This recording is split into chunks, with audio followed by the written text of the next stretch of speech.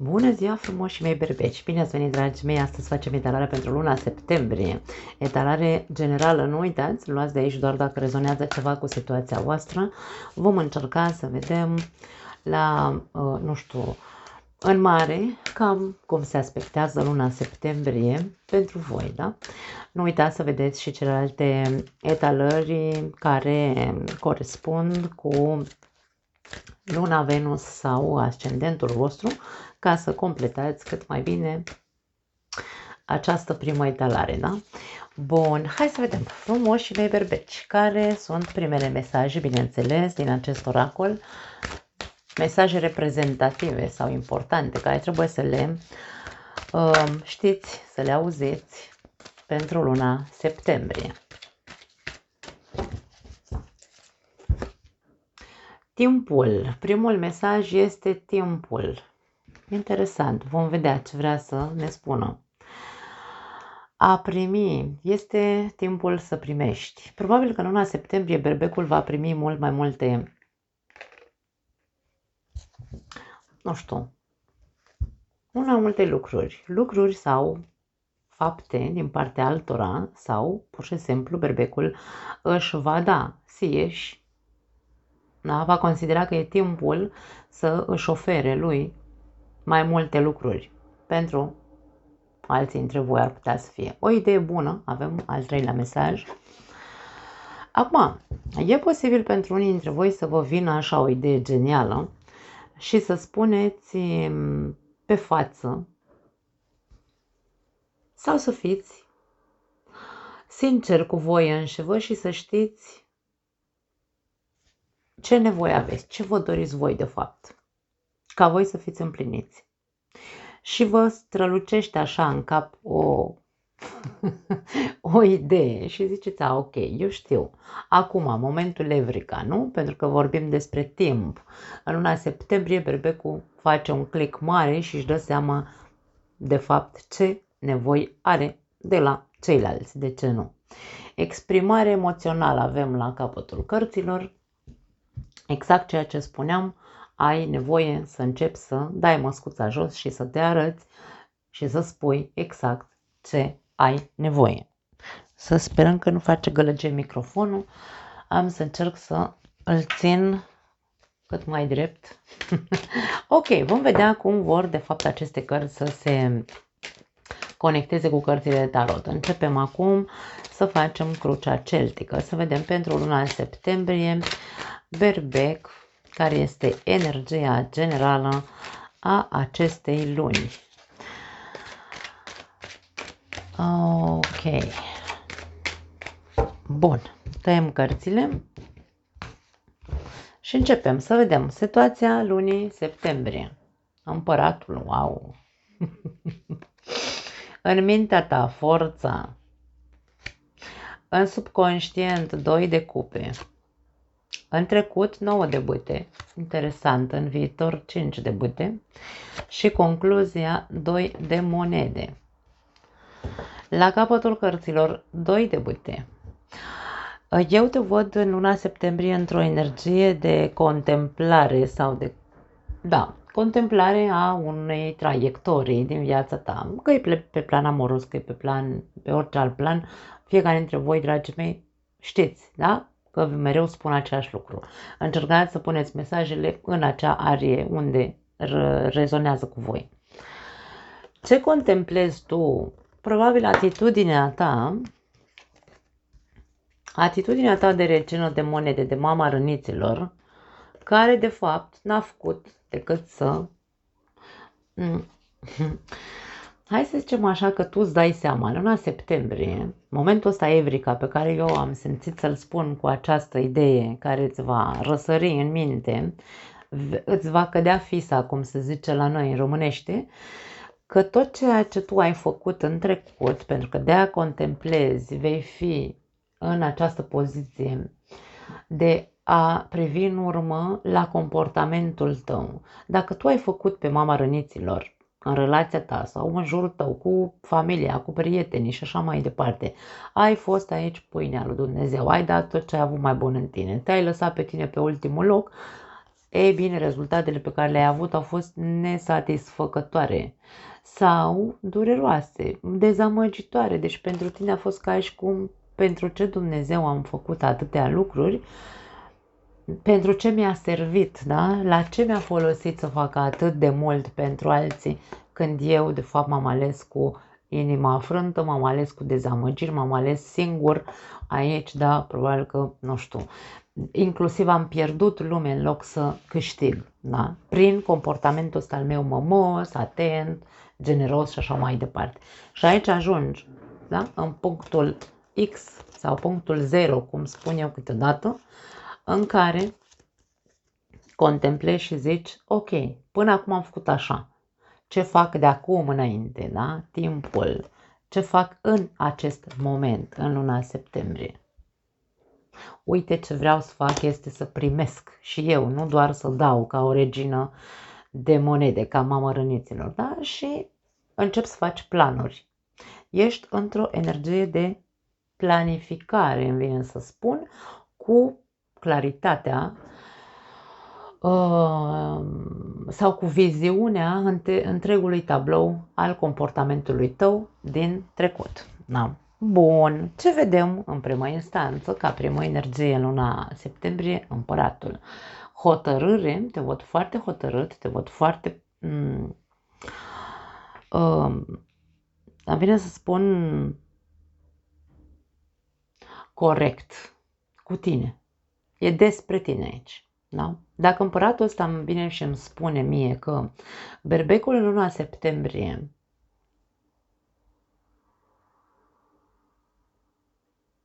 e hotărât să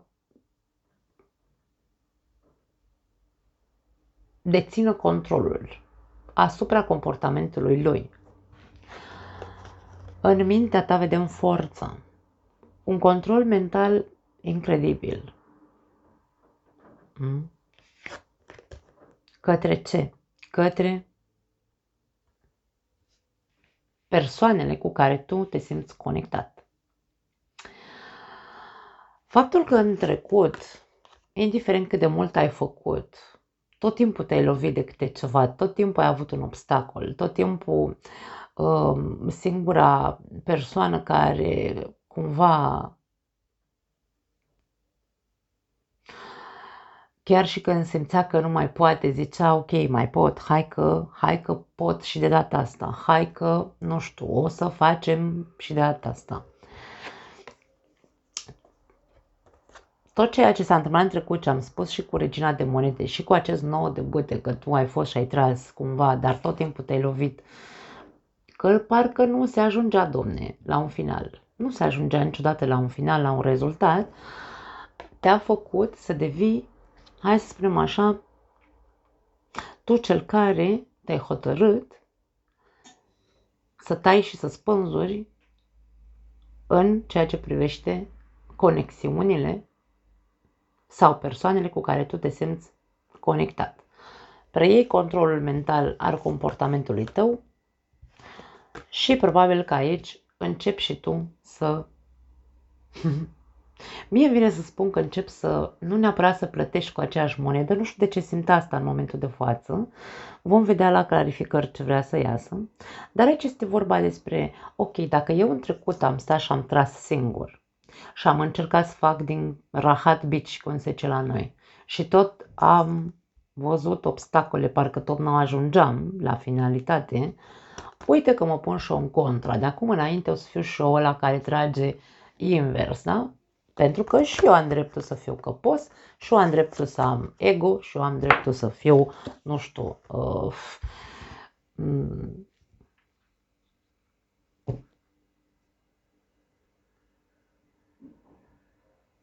nu știu, hai să zicem dominant, dacă vrei. Și dacă mă pun cruciș aici cu centrul ăsta de bâte de acum înainte, o să mă pun pentru că așa vreau eu aici. E vorba despre pus piciorul în prag, da?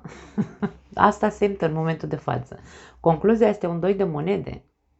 E ca și cum tu lucrurile astea le faci pentru... Mie vine să spun că ești pe punctul de a, nu, sau ești în momentul în care e ori la bal, ori la spital. Cântărim să vedem care este cel mai bun comportament. Ăsta sau ăla din trecutul meu în care eu făceam așa de toate pentru toată lumea și mă alegeam eu cu nimic. Și aici e momentul 0, îmi vine să spun, din viața multor berbeci, sau mă rog a unora dintre voi cel puțin, în care, într-un mod foarte coerent și cu mintea foarte bine controlată așa, tu faci un plan începând cu această lună septembrie și zici, ok, ori la bal, ori la spital. Îmi schimb comportamentul, mă pun și-o pe contră, să vedem, Doamne, unde duce? Unde duc relațiile astea ale mele? Că sunt de iubire, că sunt cu prietenii mei, un fel de probă îmi vine să zic. Pui la probă lumea și de-aia îmi vine să spun aici că este o idee bună, că îți vine, îți cade fisa și zici, ok, stai că trebuie să facem altcumva, să schimbăm placa aici, da?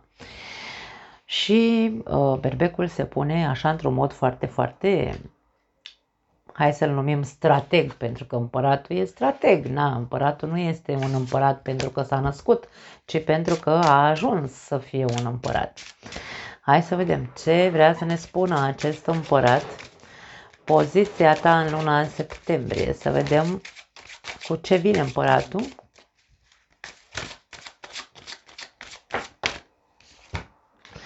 Șase de bâte și 10 de monede, vei ieși învingător.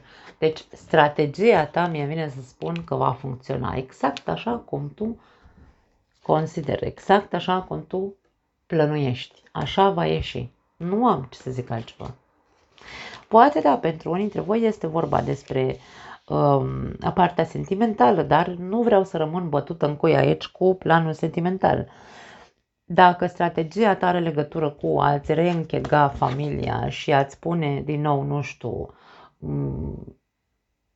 armonia, îți aduce din nou armonia și echilibru, pentru că concluzia asta este. Acum mă pun și cântăresc și încerc toate variantele care îmi mai rămân. Varianta cea mai bună este să încep să fiu și-o pe contră, să vedem dacă așa o să ies învingător. Și uite că s-ar putea, da, pentru foarte mulți dintre voi, această atitudine și această schimbare de să te pui pe tine aici în lumină, pe primul plan, îți va aduce acele beneficii pe care nu ți le-a adus fiind generos. Da? Asta vreau să spun că se întâmplă în viața berbecilor în luna septembrie. Mai departe, hai să vedem în mintea ta ce e cu acest control extraordinar de mare, control mental. Foarte inteligent îmi vine să spun că vei fi, uite, regina de monede. Foarte interesant. Măi, dacă tu ești partenerul berbecului și asculți această etalare, chiar dacă o să afli care este strategia berbecului, să știi că nu o face pentru că așa, ci pentru că în trecut tot ce a făcut n-a funcționat. Și aici vedem din nou, uite ce a sărit, da? Vedem din nou aceeași conotație. Berbecul lui nu iese din cap să țină sub control acest impuls pe care îl are de a fi generos. Da? Deci aici e vorba despre, pentru berbecul este un semn zodiacal foarte generos, indiferent că pare că noi suntem așa reci, nu știu, masculine, femeile, că suntem dominanți. Nu zic că nu suntem, dar avem o inimă mare, indiferent cine ar zice orice despre berbec, nu-l cunoaște suficient de mult ca să înțelegi că berbecul are o inimă mare. Acum, dacă are alte influențe pe harta lui natală și e un tiran, aici e partea a doua. Dar esența berbecului este de generozitate, indiferent că primul lucru care se spune despre el este egoism, da? Dar veți înțelege mai multe în alte videouri în care voi explica mai mult. Berbecul este în mintea lui, știe că îl costă foarte tare să renunțe la această mămoșire, la această generozitate, da? La această grijă pentru ceilalți. Întotdeauna berbecul se îngrijorează și se preocupă pentru prietenii lui, pentru familia lui, pentru copii, pentru soție, soț și așa mai departe. Dar cum nu i-a funcționat în trecut, pentru că avem aceeași conotație, vreau să se observe încă o dată, da? Avem 5 de monede și avem 3 de spade și aici avem aceeași combinație, regină de monede și 3 de spade. Dacă tu ești conștient că nu ți-a servit în trecut și ai încă impulsul de a fi generos, ei bine, vei avea în același timp controlul, adică controlul asupra ta, să-ți controlezi acel impuls. Dacă, nu știu, hai să zicem așa, în loc să sări tu în ajutorul celorlalți, pentru că aici vorbim despre conexiuni, că sunt de prietenie, că sunt în relația ta și așa mai departe, cu cine ai tu problema asta din trecut, pentru care tu ai făcut multe lucruri, pentru cine ai făcut tu multe lucruri și ai fost de fapt tot dezamăgit, e bine, acolo, indiferent că vei avea impulsul să fii prima persoană care sare în ajutorul acelei persoane, te vei gândi de 2 ori înainte de a fi tu primul care sare în ajutor. Asta vreau să spun. Pentru că tu aici ai planul să schimbi placa, tu aici ai planul să zici nu în loc de da. Dacă până acum ai zis da, da, da, acum vei spune nu. Pentru că ai un plan și o strategie, da? Ca să vezi la ce rezultat ajungi, ca să poți să ajungi la momentul în care să zici ok, am ajuns până în punctul ăsta, ce facem? Trebuie să iau o decizie. Tot ceea ce tu plănuiești în luna septembrie nu e de florile mărului, este pentru că tu ai nevoie să faci o alegere, dar ca să ajungi să faci să iei acea decizie, ai nevoie întâi să treci prin, îți răsare ideea în cap, da? Să treci prin această strategie, să vezi dacă tu schimbi placa și te pui în contra, lucrurile se vor schimba, da? Este, cumva vine să spun, ultimul lucru pe care nu l-ai făcut până acum și cam asta îți mai rămâne de făcut ca să vezi în continuare cam pe unde duce această relație cu cine o fi că te-a dezamăgit. Hai să vedem ce cu subconștientul ăsta aici, cu 2 de cupe, relațiile care, uite, 9 de spade, foarte interesant. Și 2 de bâte. Deci, se repetă cărțile și vor să ne spună că tu, într-un mod subconștient, știi foarte de mult tu știi că probabil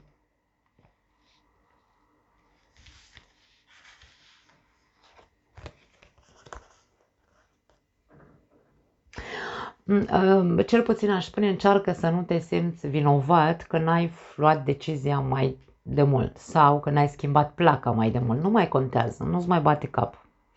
Pentru că tu, pentru tine, această conexiune, această persoană este importantă. Că e prietena ta sau, mă rog, cineva din cercul tău de prieten, că e cineva din familia ta, că e partenerul de viață, că e copilul, nu contează cine e, este importantă această persoană pentru tine.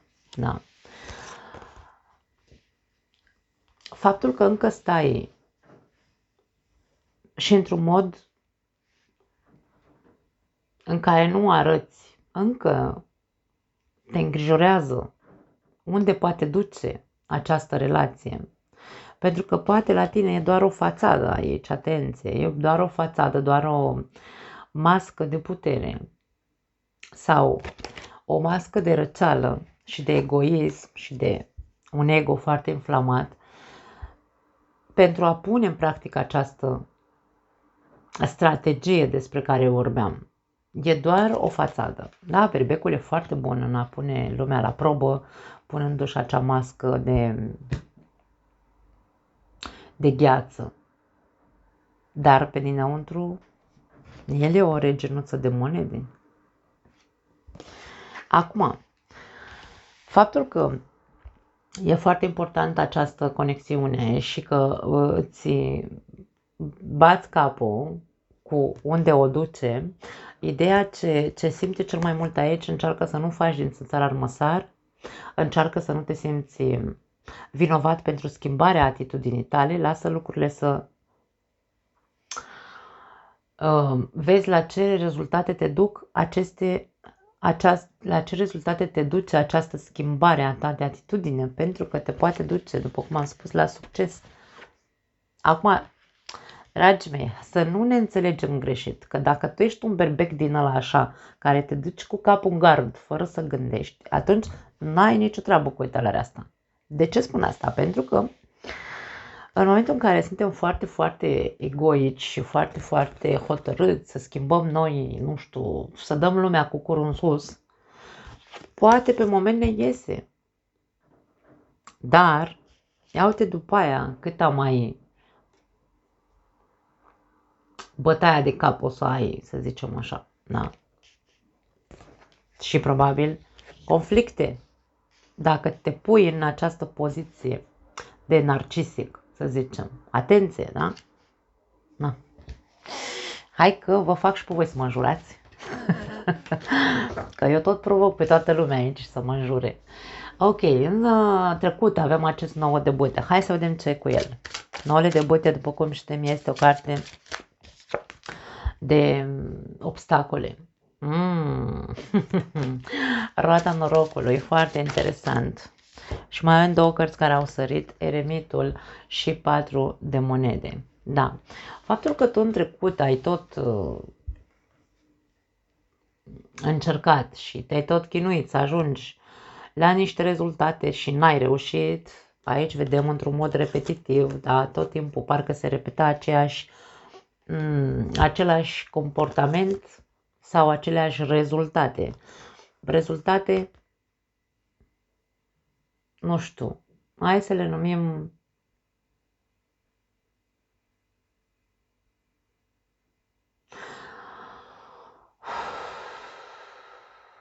rezultate tip tunel, îmi vine să spun. Adică niciodată nu reușeai să ajungi la o evoluție mult mai mare. Vă opreați mereu într-un punct în care tot o soluție aveați nevoie să găsiți. Tot timpul era același lucru. Și totuși era ceva din această relație, era ceva din acea persoană cu care tu te simți foarte conectat, care nu te lăsa să renunți la acea persoană. Era ceva în situația asta, indiferent cât de greoaie era și cât de, nu știu, așa, cu aceste rezultate de viziune, tunel, indiferent de circumstanțele prin care se repetau aceleași situații și aceleași rezultate, tu nu ai vrut în niciun moment să renunți la această persoană. Și probabil că de aia, acum este cumva schimbarea, răsturnarea totală a situației, da? Te duci într-o extremă, pentru că 5-ul de bâte este o carte a extremelor, te duci într-o extremă să-ți schimbi atitudinea în totalitate ca să vezi unde și ce rezultate vei primi. Pentru că, bineînțeles, acum ne întoarcem la ceea ce am spus la început în aceste 3 cărți de oracol. Este timpul sau în mintea berbecului îi răsare ca de fisa și spune, băi, a venit timpul să încep să primesc și eu. Da? Și ce fac? Îmi dau aici, mă dezbrac de caracter, cum se zice la noi, și mă pun așa foarte ferm pe poziție, mă pun în contra și eu și zic, ok, de acum înainte, hai să fim 2 căpoși, de exemplu. Dacă tot n-a mers cu binele, cu frumosul, mergem nu neapărat cu urâtul, ci cu, și eu am, cum am zis mai devreme, da? Și eu am ego-ul meu, și eu am mândria mea, și eu am dreptul să cer anumite lucruri care merit să le primesc, îmi vine să spun. Hai să vedem ce e cu 5-ul ăsta de bâte. Foarte interesantă luna septembrie. Îmi povestiți și mie în comentarii. Uite că vine cu spânzuratul și Pași de cupe, foarte interesant. Această răsturnare de situație a comportamentului tău care ne spune că faptul că te pui pe contre e posibil să-i dea mintea peste cap celuilalt. E ca și cum, ups, începe să își dea seama că ceva nu e în regulă și că e momentul să înceapă să facă, să se trezească, e momentul să se trezească acea persoană. Comportamentul tău îl face sau face acea persoană să se trezească la realitate și să înceapă să ofere. Nu va oferi, tu vei primi, da? Dar nu va oferi așa, wow, să-ți facă, nu știu, să-ți aducă luna de pe cer, nu. Dar vei începe să vezi, încet, încet, schimbări de mentalitate, schimbări de comportament, schimbări de atitudine sau schimbări în a fi mai generos sau generoasă cu tine, acea persoană, mai atentă, mai empatică și așa mai departe. Într-un fel sau altul, atitudinea ta îi va schimba punctul de vedere sau îi va schimba, îl va ilumina. Că până acum cu bunul nu s-a iluminat omul. Uite, se iluminează acum cu rău sau cu contra, dacă vrei, da? Foarte interesant. Frumoasă povestioară. Hai să vedem concluzia. Ori este o alegere, ori este un echilibru, ori este, știu și o... Uite că a sărit. 4 de cupe și 9 de cupe. Ori este momentul în care zici, ok, mi-am jucat ultima carte și acum va trebui să știu să aleg. Eu văzând aici că în următoarele 3 luni de zile atitudinea ta va face ca celălalt să înceapă să facă o mișcare cât de mică și să se trezească la realitate, eu aș spune că aici nu este vorba despre o alegere, ci este vorba despre o reechilibrare a relației dintre tine și acea persoană importantă pentru tine. Va duce la foarte multă analiză și va duce la foarte multă, hai să spunem așa, vă va ajuta pe amândoi să vă echilibrați din punct de vedere emoțional și să vă înțelegeți diferențele, îmi vine să spun, emoționale. Dacă am spus la un moment dat că probabil aici tu îți cade fisa și îți dai seama ce nevoie ai aici, da? De la această persoană și dai măscuța jos și începi să spui că o faci într-un mod mai agresiv sau într-un mod mai egoist aici în această lună, rezultatele sunt benefice, da? Vei ieși victorios. Dar în același timp este vorba despre, ok, analizăm, da? 4 de cupe este o carte a analizei. Dar în același timp este și o carte a capriciului sau a moftului, da? Adică vezi care e dorința sau necesitatea emoțională, da? Nevoile emoționale pe care le aveți fiecare dintre voi. Pentru că aici este vorba despre amândoi. Hai să vedem, ok, ale mele sunt X, Y, Z, ale tale sunt X, Y, Z. Hai să le analizăm și să vedem, ok, eu pe asta nu pot să ofer. Nu pot să ofer pentru că, nu știu, habar n-am, nu e parte din mine, nu-mi iese. Dar ideea este să se ajungă la o negociere într-un fel sau altul, da? De-aia cântărim pro și contra. Ok, știu că tu ai nevoile X, Y, Z, analizăm împreună și încercăm să satisfacem, da? Să satisfacem, să împlinim dorința. Dar văzând ce se poate face și ce nu se poate face și ambii parteneri trebuie să înțeleagă ce poate celălalt să ofere sau nu. Și nici să nu cădem în acea latură a moftului sau a mofturosului în care să spun da, păi da, uite, eu vreau să faci nu știu ce și nu știu cum, dar vreau să faci mai mult, că faci prea puțin. Adică lăsați, dacă se negociază, să se negocieze într-un mod în care să fie, dragii mei, un echilibru între o coerență între nevoile emoționale ale fiecăruia dintre noi, dar să ne dăm și seama și dacă suntem exagerați cumva sau capricioși sau nu ne ajunge niciodată nimic din ceea ce primim. Da? Trebuie cumva văzut și evaluat destul de bine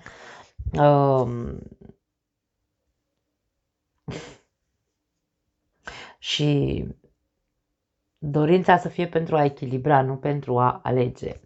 N-aș spune că e vorba despre alegere aici, nu, pentru că văd că se răstoarnă situația, aici se schimbă ceva în mentalitatea celuilalt sau în mentalitatea amândorura, începând cu acest comportament de contră. Da? Foarte interesantă etalarea voastră, dragii mei, nu mai am altceva pentru voi, vă pup, ne vedem data viitoare, ceau!